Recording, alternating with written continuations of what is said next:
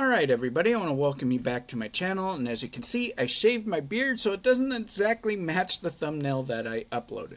That's because I had already made the thumbnail before I shaved and started doing this video, and I really don't want to go back and redo the thumbnail because I like the thumbnail the way it came out. But anyways, I should note that I'm also working on making this space a little better. As I mentioned in the past, this is like a spare area that I'm using right now that was storage kind of area in a corner, and so we are redoing it to make it look better and also to be my wife's home office. But that being said, you may have also noticed from the title that this is not another one of my videos on Genesis, the series that I've been working on. That video was planned to be released today, but I decided to put it on hold and do this video instead.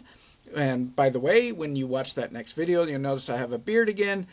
Don't think that I grow a beard back that quick. I just don't. So it might be a little jumpy. You'll see me from a beard, no beard, to beard within a week. So just don't get a little confused.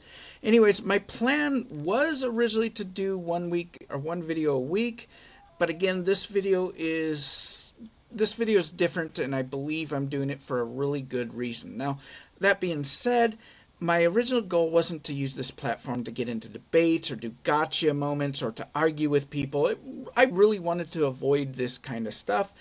But in this case, I want to do so because I think there's a really good reason here, because I feel this is a good teaching moment against a dangerous cult leader.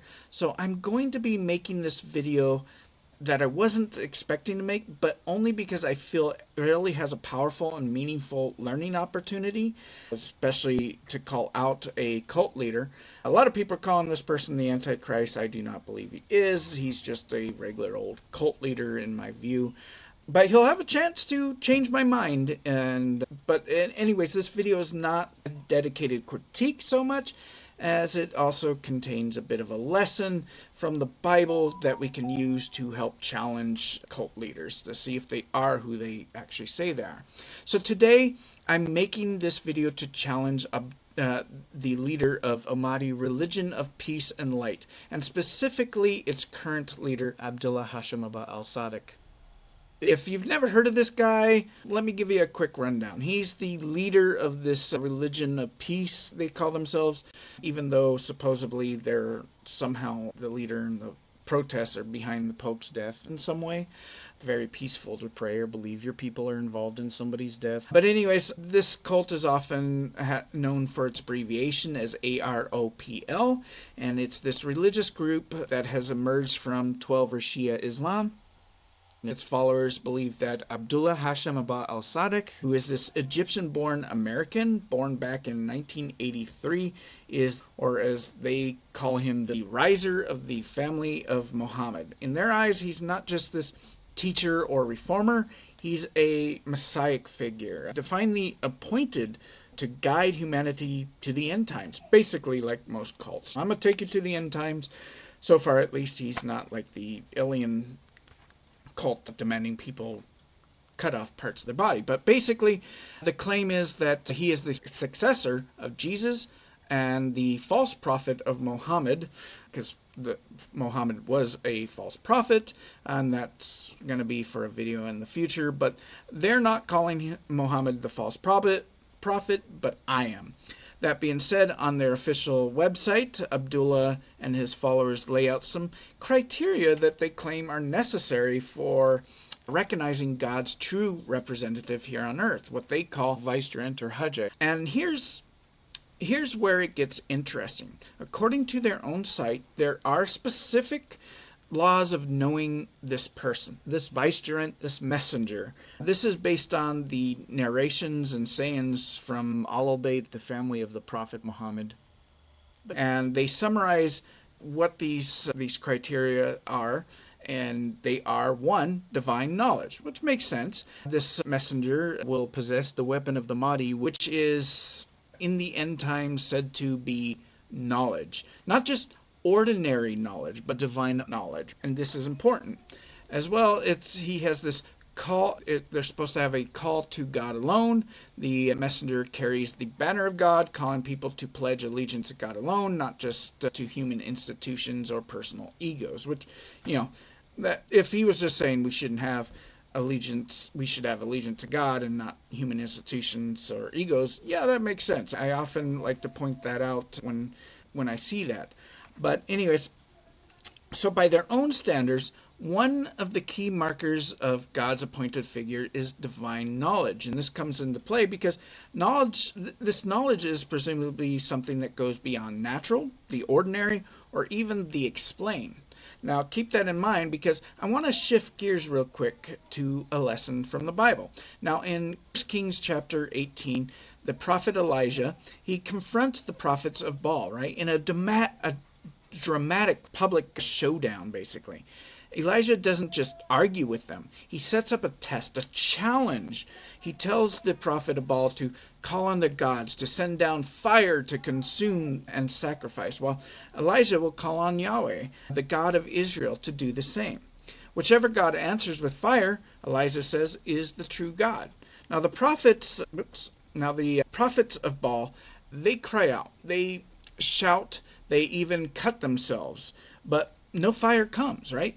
And Elijah ends up taunting them, saying, maybe your gods are asleep, maybe they're busy, maybe on a journey, or maybe he's relieving himself on the toilet. Anyways, when Elijah calls on Yahweh, fire falls from heaven and consumes them in sacrifice, leaving no doubt in anyone's mind whose God is real. So it's one of the clearest examples in Scripture of a public test of divine power, not to stage a spectacle, but to expose falsehoods and affirm the truth. And that brings us here today. Taking inspiration from Elijah's challenge, and the very standards outlined by this Religion of Peace own website that would allow us to identify such a vicegerent or such a person, I want to present a simple but decisive challenge. Right here, I have written down on this piece of paper 25 random characters, letters, numbers, and basic symbols, and some are underlined as well. And they're in a specific order. No one knows what they are except for me, and I'm sure I'll forget in a few hours which letters are in here and what I put down. Which is part of why they are written down, because I won't remember, and the other reason is I can't change it. Now, according to this new religion, one of the key ways of recognizing God's messenger, vicegerent, or whatever they want to call him, is that he has divine knowledge that goes beyond human ability, a gift directly from God. In other words, the weapon of the Ahmadi in the end times is knowledge. So here's the challenge. If Abdullah is truly who he claims to be, if he is divinely appointed and has access to divine knowledge, then he should be able to reveal, without a single error, every single letter and special character. Are they capitalized? Are they not? In the exact order, I have wrote them down on this piece of paper. Now, there's no hints, no clues. It's just him giving us raw, miraculous knowledge. If he can do that, it would be an astonishing sign, one that aligns with the standards on their own website that allows for recognizing God's chosen representative, and I assume his own version anyways, because the website wouldn't be saying anything that I assume he would disagree with anyways.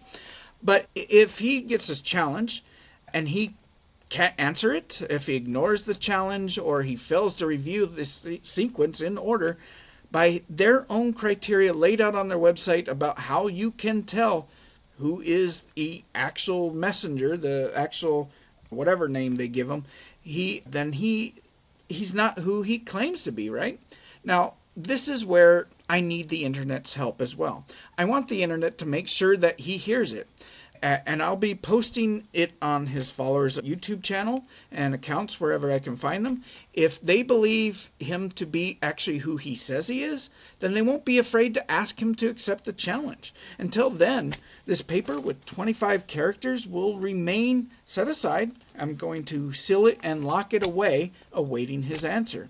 Now, realistically, I suspect he's going to ignore this challenge altogether. I don't think he's going to even attempt to answer it. Or he'll, at the very least, he's going to respond with anything. It's going to be that some kind of excuse, maybe something like, it's not God's will to prove things this way, or divine knowledge isn't meant for trivial games like guessing numbers.